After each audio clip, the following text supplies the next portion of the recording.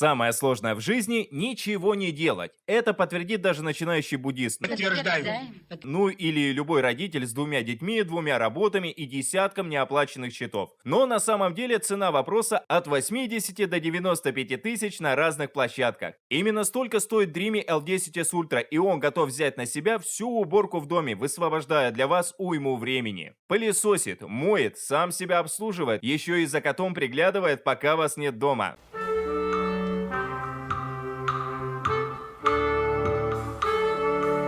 Далее, без всяких предварительных вступлений, попробуем выяснить, что умеет этот пылесос, как он обходит препятствия, какие результаты сухой уборки показывает, как моет полы своими вращающимися салфетками. Комплект поставки типичный для современного пылесоса. Многофункциональная станция. Робот. Шнур питания с евровилкой. Второй мешок для мусора. Первый уже заряжен в станцию. Картридж с моющим средством. Боковая щетка, ее нужно установить на робота. Мопы для влажной уборки. Ёршик. Инструкция на разных языках, включая русский. Запасных фильтров, щеток и мопов в коробке нет, но добыть их не составит труда. На Filterix я нашел два комплекта расходников для Dreamy L10s Ultra с силиконовой и обычной турбощеткой. В каждый комплект входит по паре мешков, фильтров, боковых щеток и мопов. Стоит до 1400 рублей.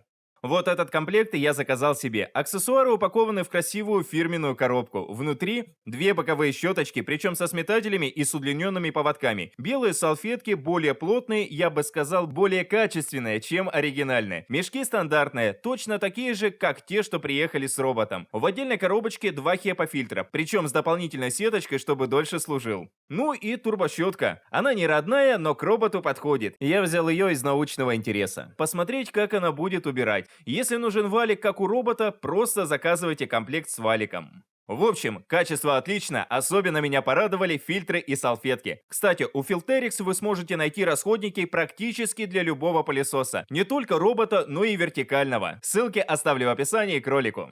Характеристики Dreamy L10s Ultra на экране.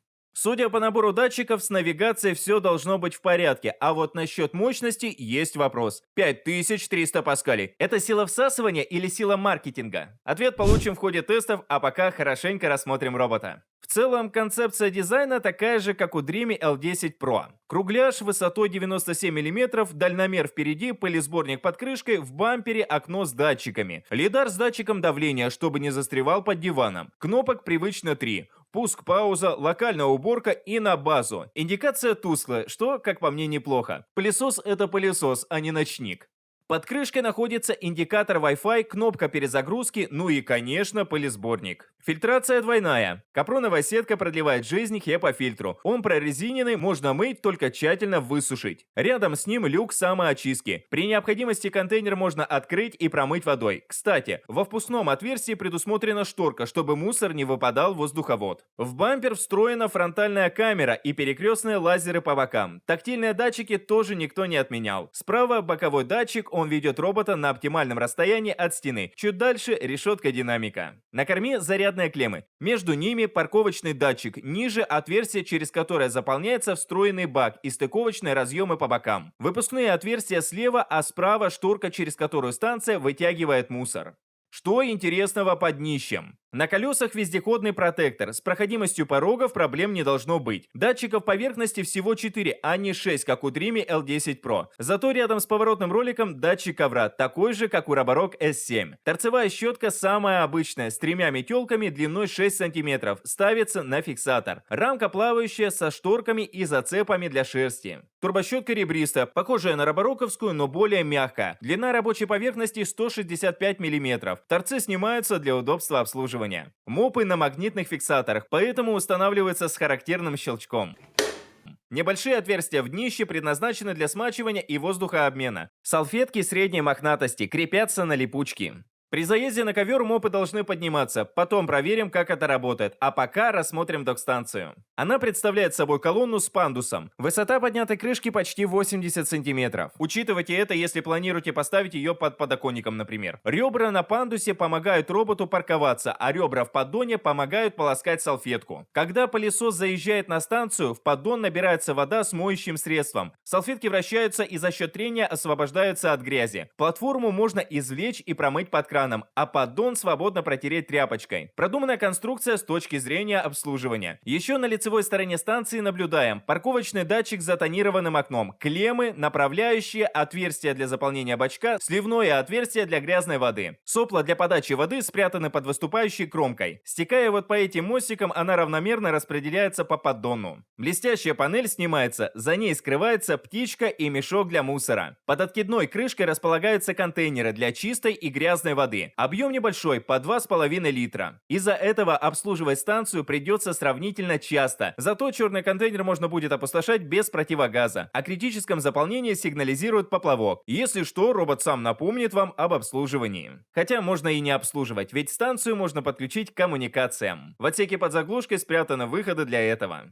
Нужно только докупить коробку с фитингами, шлангами и фильтрами. Называется «Набор для подключения к водопроводу и канализации». На Али за него просит 11,5 тысяч. Ссылку оставлю внизу. В разъем между бачками вставляется картридж с моющим средством. Оно дозируется автоматически во время полоскания салфеток. Картридж не распаковывал, потому что планировал продать пылесос после обзора. Сзади на док-станции имеется разъем для шнура питания и выпускные отверстия. Также на задней панели предусмотрели тумблер питания. После подключения станции загорается индикатор. Он такой же бледный, как у пылесоса, и проблем не доставит. Характеристики док-станции на экране. В теории 1000 Вт вполне должно хватать для качественной самоочистки, а как она работает на практике, узнаем позже.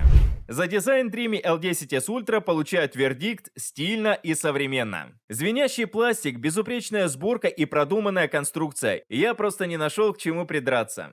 Для управления пылесосом можно использовать приложение Mi Home или Dreamy Home. В Mi Home нельзя удаленно подключиться к камере, зато можно накатывать оригинальные озвучки через Vacuum Mind Solo.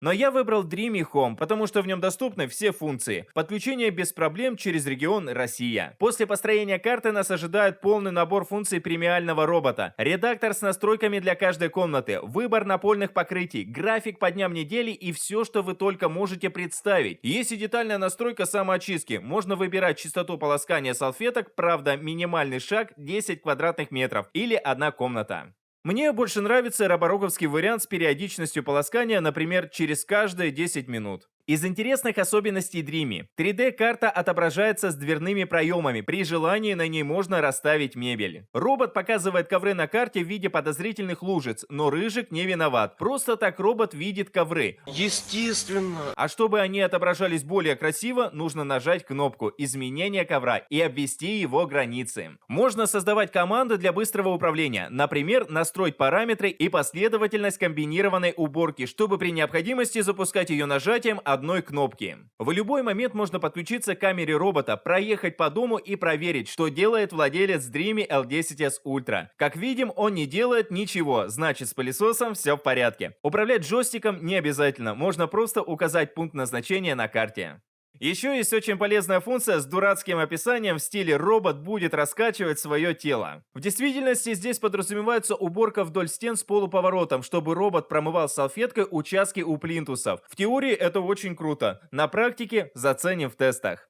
Еще есть функция с загадочным названием «дренаж». Зачем нужна и как работает, неизвестно, но есть подозрение, что это связано с подключением к водопроводу и канализации. У кого есть опыт эксплуатации робота, поделитесь с остальными в комментариях, что это за функция. Обязательно. Приложение полностью русифицировано. Робот из коробки говорит на русском. Начать уборку. И после нескольких манипуляций дружит с Алисой. Алиса, запусти пылесос. Начать уборку. Нужно войти в Dreamy Home и добавить робота в умный дом. Список команд весьма обширный. Полный список функций Dreamy L10s Ultra на экране. Можете сделать стоп-кадр и изучить, а я перехожу к тестам.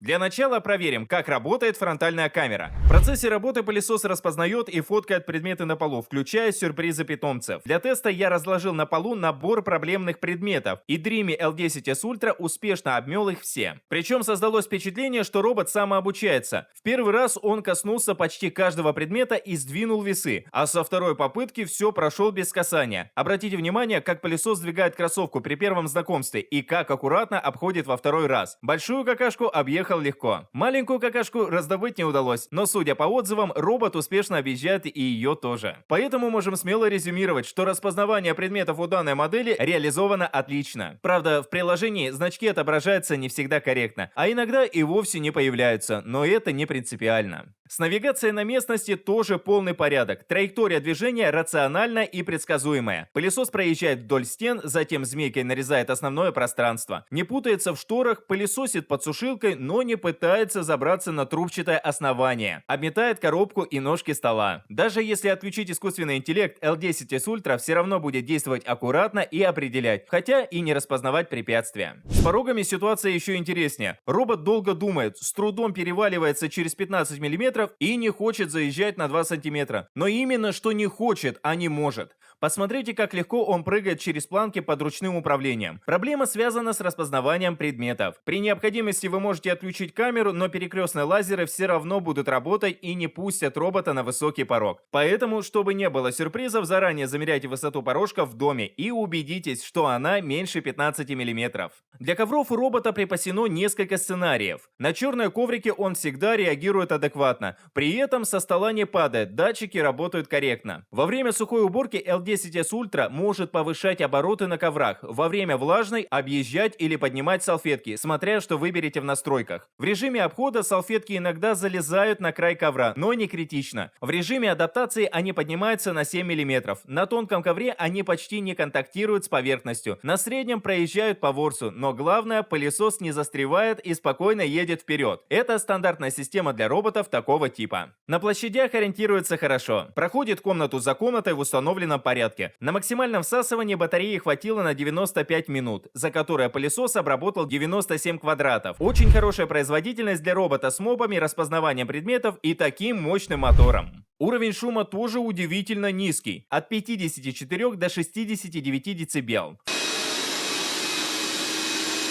В чем же секрет такой производительности и тихой работы? В передовой шумоизоляции или просто робот не такой мощный, как заявляют? Напоминаю, на коробке написано 5300 паскалей, но в щелевом тесте пылесос уверенно справился только с 2-миллиметровой щелью. Кое-где вытянул из 4 мм, точечно из 6. Сравните результаты с Mop 2 Ultra, у которого всего 3000 паскалей. Итак, миф разрушен. 5300 паскалей – это сила маркетинга, а реальная сила всасывания раза в 2 меньше. Именно поэтому пылесос такой тихий, а аккумулятор работает так долго. Станет ли это помехой для сухой уборки? Узнаем прямо сейчас. Но только после того, как вы поставите лайки и прожмете подписку. Серьезно, я могу показывать этот щелевой тест часами. Давайте подождем еще. Вы никуда не торопитесь? Я тоже. Ну, ладно, похоже, все подписались, и теперь мы можем с чистой совестью продолжать. За 2 прохода пылесос собрал 98% мусора на ламинате. Учитывая изначальное состояние стенда, результат хороший, но в разных местах пооставались хлопья даже на основном пространстве. Думаю, это связано с тем, что валик не так хорошо забрасывает соринки в пылесборник, как лопасти и турбощетки. Из-за этого часть соринок продолжает болтаться в воздуховоде. Качество уборки по периметру тоже не идеально. Из угла торцевушка не выметает по понятным причинам, еще и халтурит вдоль плинтусов. Зато валик почти чистый, волосы намотались только возле торцов. В следующем тесте вы можете заметить, что по всему стенду остаются песчаные разводы. Нет, это не МакКонахи передает квантовые данные из шкафа. На самом деле, роботу банально не хватает силы всасывания, чтобы качественно собрать песок. Особенно удручают результаты в углах. Dreamy, это как вообще? Это печально. На тонком ковре пылесос выступил лучше и внезапно собрал 99% мусора. Середину зачистил основательно, вдоль стен, как обычно. На среднем ковре тоже топовый результат, 80%. Соринки остались лишь в глубине ковра. Кстати, с обычной турбощеткой Dreamy показал себя хуже. Собрано на 10% меньше, а щетка вся в волосах. Сравните с чистеньким валиком. Так что, когда будете заказывать набор аксессуаров на Filterix, забудьте про турбощетку. Валик только валик. Не считая песка, результаты вполне достойные. При нормальном уровне загрязнения возможностей пылесоса хватит за глаза. К тому же не следует забывать, что Dreamy L10S Ultra это еще и полотер. Проверим, как он моет. Для начала устанавливаем вот такие чистые салфетки, а теперь посмотрим, как робот справится с пятнами. Я выбрал глубокую уборку с функцией охвата кромок. В общем, это максимум, на что способен пылесос. Присохший кофе и сок пылесос отмывает очень эффективно. Середину загона L10S Ultra отмыл с первого же прохода, а со второго-третьего улучшил результаты вдоль стен. В некоторых местах пару сантиметров остались недомытыми, но все равно это не 10 сантиметров, как у конкурентов. Тест с грязью получился просто адским. Сомневаюсь, что вы можете довести свой коридор до такого состояния. Но, допустим, вы гуляли с собакой где-то на болотах вокруг поместья Баскервилей. Робот, конечно, в шоке и с первого запуска просто размазал грязь по стенду. Салфетки выглядят следующим образом. Промоем их и запустим уборку повторно. Со второй попытки середина стенда заблестела, но края еще далеки от идеала, поэтому перфекционисты убирают трижды. Ну и самое сложное испытание – кетчуп. С первого запуска L10S Ultra оттер большую часть загрязнений и размазал томат по всему стенду. Салфетки стали морковными. Выполаскиваем и запускаем повторно. Со второго раза пятен уже не осталось, но сохранился красный оттенок стенда. Отбелить его получилось только с третьего захода, но и это большое достижение. Большинству полотеров такое просто не под силу. В целом, качество влажной уборки на высоком уровне, особенно учитывая, что таких экстремальных загрязнений у вас в доме не будет. На площадях можно спокойно запускать ежедневную уборку, работает вдвое быстрее и отмывает все, что нужно. Если вас интересует, сколько воды расходует L10S Ultra, могу сказать следующее. Изначально я залил в бак 2700 мл воды и запустил глубокую уборку по всей квартире. Робот полоскал салфетку 9 раз, всего помыл 83 квадратных метра, а в бачке осталось еще 800 мл. Таким образом, на одно полоскание расходуется порядка 160 мл. Еще по 5 мл на квадратный метр пылесос расходует в процессе уборки. На ручное мытье такой площади я бы потратил в 10, а то и в 20 раз больше. Стирка салфеток происходила без моющего средства. Результаты следующие. Вот салфетки после кофейного теста, а вот после самоочистки. Дополнительной грязи под краном вымыть не удалось. После сочного теста салфетки рыжие. Полностью промыть их не удалось ни самоочисткой, ни ручками, потому что просто окрасилась микрофибра. После грязевого теста мопы выглядят страшно, но самоочистка приводит их в порядок, хотя и не безупречно. Под краном удалось намыть еще много грязи. С кетчупом такая же ситуация. Руками удалось сделать больше. Но опять-таки учитываем, что робот не использовал моющее средство, поэтому потенциал самоочистки полностью не раскрылся. Тем не менее, даже в таком виде ее вполне хватит для регулярной уборки в доме. После самоочистки станция сушит салфетки горячим воздухом. В моем случае до полного высыхания хватило 2 часов, но все будет зависеть от температуры и влажности в доме. Одновременно с промыванием салфеток станция вытягивает мусор из пылесборника. Для тестирования я использовал хлопья, семечки, песок, крупу, наполнитель и шерсть с волосами. Практически со всеми задачами Dreamy L10S Ultra справился легко и с одной попытки зачистил контейнер на 99-100%. С наполнителем ситуация неоднозначная. Во время первого теста пылесос выгрузил только половину мусора, зато при повторном тесте вытянул на 100%. Видимо, это связано с тем, что люк выгрузки узкий, и такие крупные соринки плохо в него помещаются. В общем, нужно иметь в виду, что гипотетически такая проблема может возникнуть. Хотя в бытовых условиях собрать полный контейнер наполнителя почти невозможно, только если кот уже совсем обнаглеет. Подведем итоги. Dreamy L10S Ultra действительно тот самый пылесос, с которым можно ничего не делать. Он полностью адаптирован для России. Распаковать, поставить приложение и составить расписание на неделю. Все остальное Dreamy будет делать сам. Он успешно обходит опасные предметы, моет полы как заправский полотер, собирает любые разновидности мусора. Самоочистка работает почти образцово. Нужно лишь раз в неделю проверять валик и периодически менять воду в бачках. Ну, либо подключить станцию к канализации и водопроводу. Тогда и это можно будет не делать. Вы сами видели, насколько робот крут, поэтому он совершенно заслуженно получает 117 баллов и забирается на первую строчку в all-time рейтинге. А на этом у меня все. Заглядывайте в лучший телеграм-канал, где я размещаю новости, лайфхаки и самые горячие предложения на рынке. Не забывайте жмакнуть лайки под роликом и ждите новых обзоров. Робот – это будущее. Вы хотите купить такой?